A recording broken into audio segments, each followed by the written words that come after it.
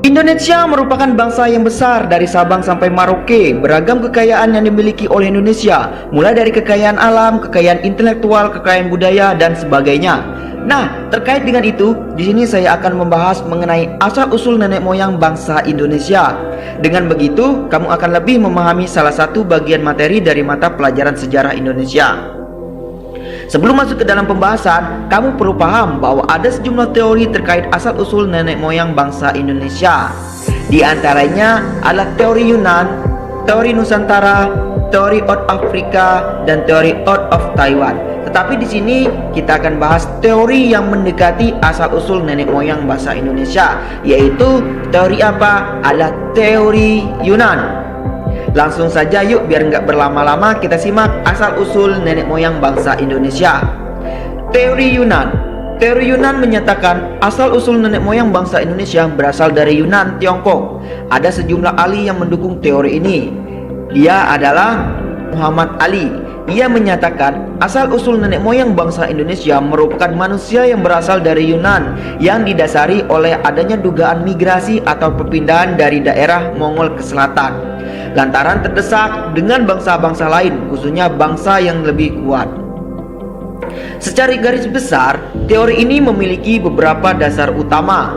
Yang pertama, teori ini didukung oleh penemuan kapak tua di wilayah Nusantara yang memiliki kesamaan dengan kapak tua yang terdapat di wilayah Asia Tengah.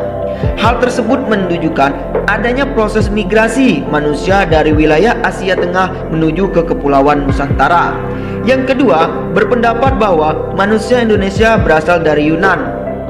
Ialah ditemukan adanya kesamaan bahasa yang berkembang di Kepulauan Nusantara dengan bahasa yang ada di Kamboja, yaitu bahasa Melayu Champa. Hal tersebut menandakan bahwa penduduk yang berada di Kamboja berasal dari Yunan dengan cara menyusuri Sungai Mekong. Arus perpindahan tersebut selanjutnya diteruskan ketika sebagian besar dari mereka melanjutkan perpindahan dan sampai ke wilayah Nusantara. Berdasarkan teori Yunan, proses migrasi tersebut melalui 3 gelombang. Ketiga gelombang tersebut terdiri dari orang Negrito, Proto Melayu, dan Deutero Melayu. Sekarang yuk kita bahas tentang bangsanya. Yang pertama itu adalah Negrito. Sebelum kedatangan dari bangsa Melayu tua dan bangsa Melayu muda, Kepulauan Indonesia sudah terlebih dahulu dimasuki oleh bangsa Negrito. Sebutan Negrito ini diberikan oleh bangsa Spanyol karena memiliki kulit yang hitam seperti jenis-jenis Negro. Manusianya dikenal dengan nama manusia semang. Ciri-ciri dari bangsa Negrito ini yang pertama berkulit hitam, rambut keriting, dan ukuran badan pendek. Yang kedua, memiliki hidung lebar dan bermata bundar. Dan yang ketiga, yaitu dia memiliki bibir yang tebal.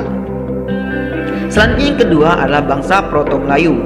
Bangsa Proto Melayu atau dikenal dengan sebutan bangsa Melayu tua adalah bangsa Indonesia yang datang ke Indonesia pada tahun 1500 sebelum Masehi.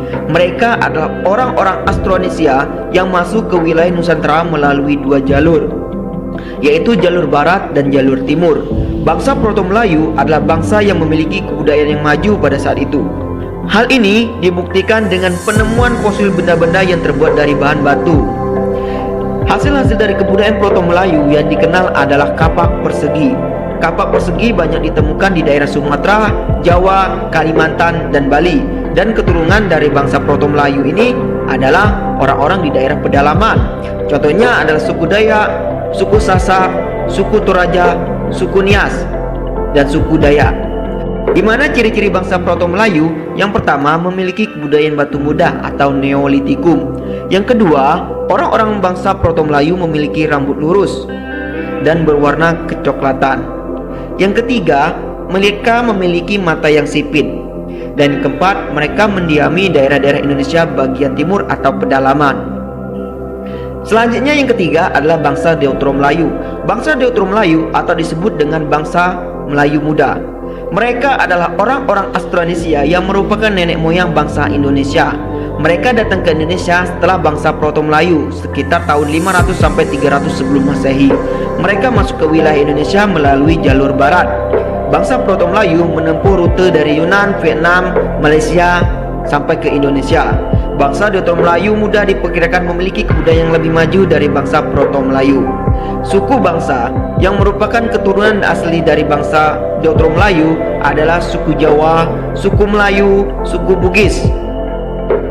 Nah, dengan ciri-cirinya adalah mereka sudah mampu membuat peralatan dari dasar logam, perunggu dan besi. Dan yang kedua, mereka berasal dari bangsa Indochina Utara yang masuk ke Indonesia sekitar tahun 500 sebelum Masehi.